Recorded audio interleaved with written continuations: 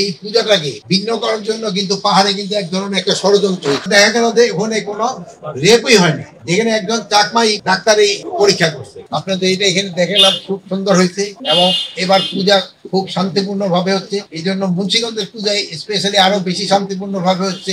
এই জন্য DC, SP এবং আপনারা যারা অন্যান্য প্রশাসনে আছেন এবং এলাকাবাসী সবাই আমার তরফ থেকে আপনাদের ধন্যবাদ। আগামীকাল তো বিসর্জন, ভাই মায়ের ইসে বললো যে এখানে বিসর্জন এটা দেয় না, ভালো যদি এখানে রাখা হয় প্রতি বছরের জন্য, আবার আগামী বছর এটা রিপ্লেস করবে।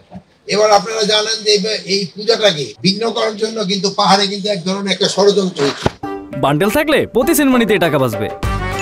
বিকাশ সেনমানি বান্ডেল কিনে জিতুন প্রতি লেনদেনে। কিন্তু তাদের এই ষড়যন্ত্রটা কার্যকর হয়নি। একজন এখানে দেখবেন চোয়ান শীল একজনকে কিন্তু ধরা হয়েছিল, বাট সে কিন্তু এই কাজের সাথে জড়িত ছিল না, বাট তারা জোর করে ধরা হয়েছে। কিছু কিছু সন্ত্রাসী তাদের জোর করে ধরে এসে আইন শৃঙ্খলা বাহিনীর কাছে দিচ্ছে। পরে দেখা গেল যে ওখানে কোনো রেপই হয়নি, যেখানে একজন চাকমাই করছে ডাক্তারি যেটা পরীক্ষা করছে।